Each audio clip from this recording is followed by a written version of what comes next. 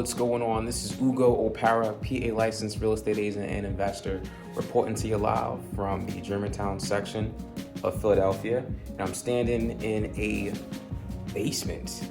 And in this video, we're going to talk about why a finished basement is one of the most overlooked income streams when we're talking about house hacking. We're going to go over what to look for, and we're going to go over how to make sure you're not losing out on thousands and thousands and thousands of dollars every year. Stay tuned. All right, and we're rolling. So before we get started in this video, it's very important that you understand everything that I'm telling you is based off of my knowledge that I've gotten from my municipality, which is the city of Philadelphia. So take that with a grain of salt. What I really want you to understand is that you need to go and check with your municipality on what they require for a basement, especially if you're going to be leasing it out or letting someone else occupy that basement. You need to make sure you have all that information so that you're not putting yourself or the person that's going to be in your basement in harm's way. So full disclosure, make sure you do your own research and you don't watch this video and say, oh, I know everything because Ugo told me everything. Don't do that to me. Don't do that. Very serious business here. Make sure you check with your municipality. Make sure you check with your engineers. Make sure you check with your, licensed contractors. Make sure you check with, whatever code enforcers are in your municipality, so we don't have any situations. And by we, I mean you watching this video. Because I already talked to my municipality. I need you to make sure you talk to your municipality. And then also, even if you're in Philly, make sure you brush up on stuff because things may change in Philly. In fact, things constantly change in Philly. So make sure you're always on top of whatever the code is for your basement. That's it. That's my disclosure. So let's get into this basement talk. All right. So here are the things that I check for when I am scoping out a basement. The very, very first thing that I check for is height. Ceiling heights. For the city of Philadelphia, what they want is 7 feet from the lowest point. So here is a perfect example of how to get some clarification on that.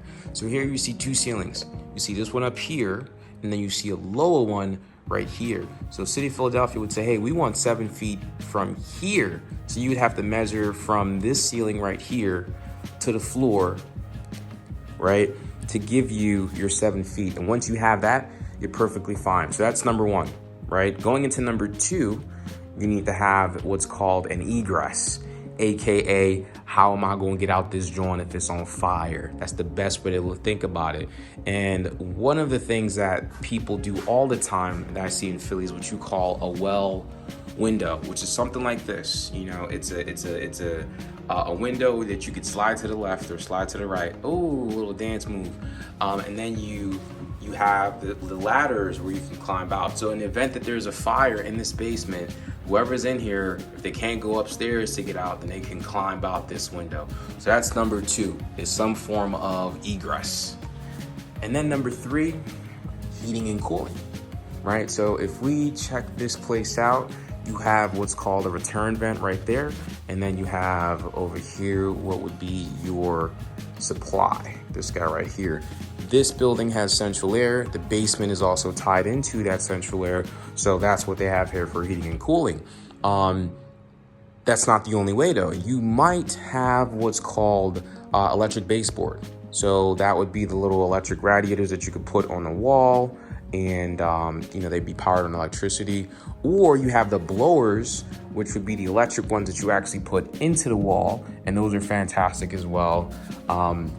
Or if your basement is big enough, then it might make sense to do what's called a split system, which is like the little wall mounted units that you typically see when you're at a hotel. The little system that's mounted into the wall. Or you go with the when you're inside of the Poppy store or some type of grocery store, you'll see like the little machine they have at the front of the door when you walk in or something like that. So those are the typical things that I look for in a basement.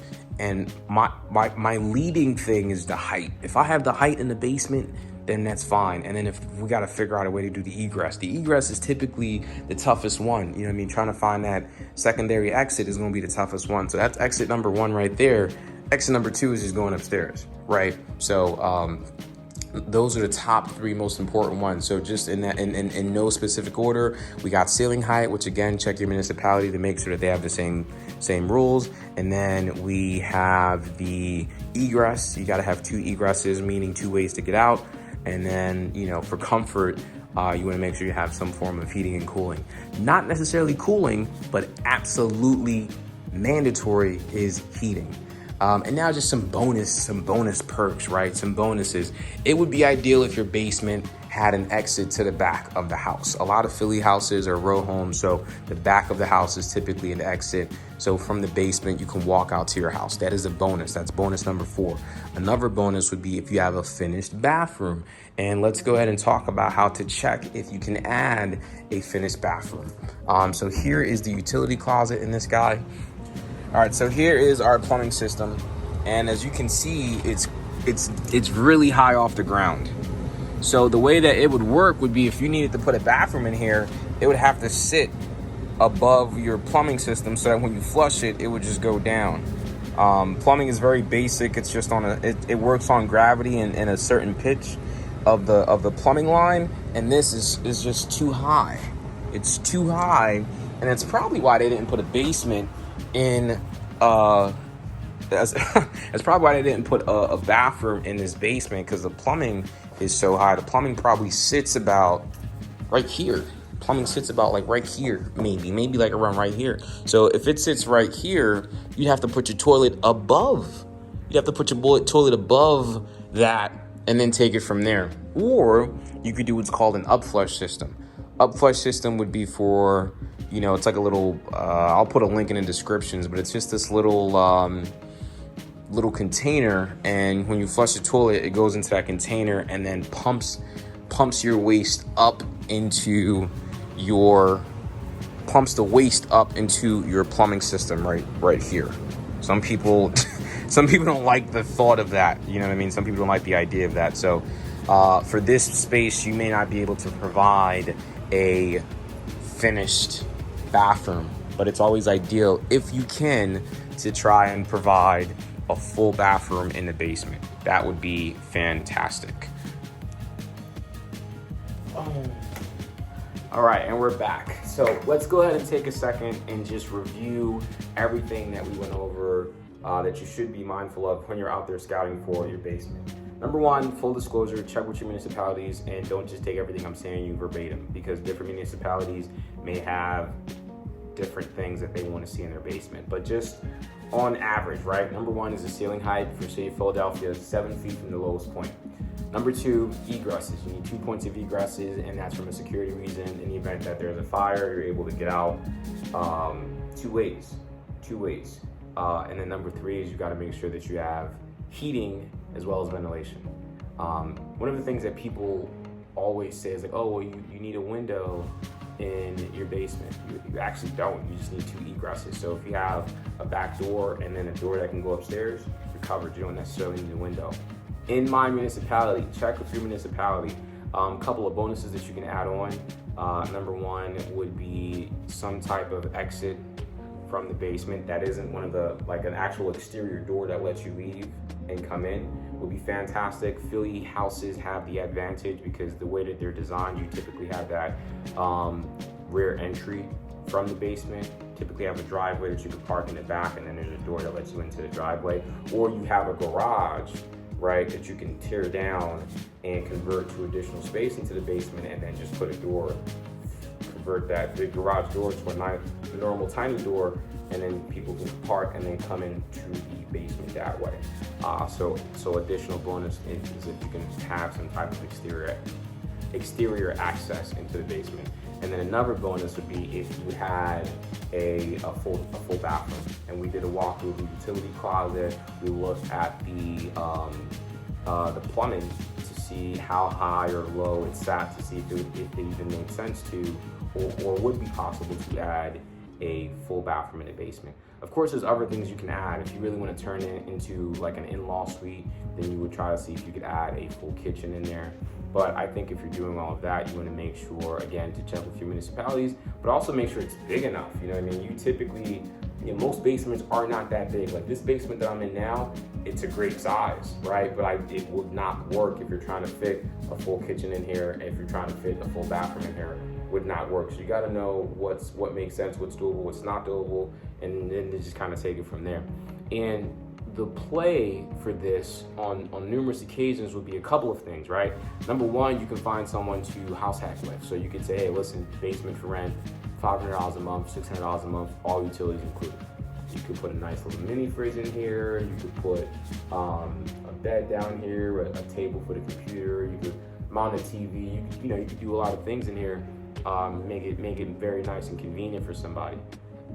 One thing that I just thought about is trying to figure out, most basements have a laundry in the basement. If there's a way to take that laundry unit and put it on the second or third floor, I think that'd help give the person that's going to be occupying the basement a lot more privacy versus you always going into their space when you have to do laundry. So I just thought about that. But so yes, you can have someone in here that's going to house hack. You can also Airbnb it as a short-term play. But then that short-term play is mainly going to be, for me, I would enjoy if the basement has its own exit and entry. And then if you do have a big enough space, then you can start to really market it as an in-law suite, you know what I mean, a basement unit or whatever the case may be, and have people occupy the basement on more of a long-term play.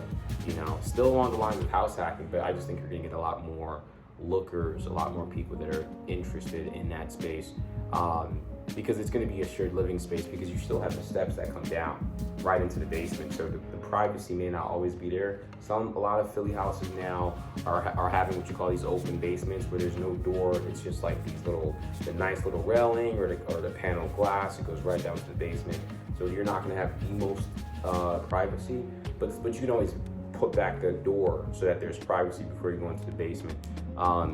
But yeah, so I just wanted to talk about that because that's just something I've seen a lot of my clients do, and it's always blown my mind. So now every time I'm in the basement, I'm looking. Every time I'm in the house, I'm looking for the basement. The basement's become my favorite spot. If you can turn it into something that's nice and bright and airy like this, it is a fantastic thing to market, to allow somebody to occupy. Fantastic thing to do with Airbnb. It's just a nice little space. Just a very nice little space, and just an interesting way to add additional income for those of you who are thinking about house hacking. Don't forget to take a look at the links in the description. If there are any questions, please leave them in the comments and I will get back to you.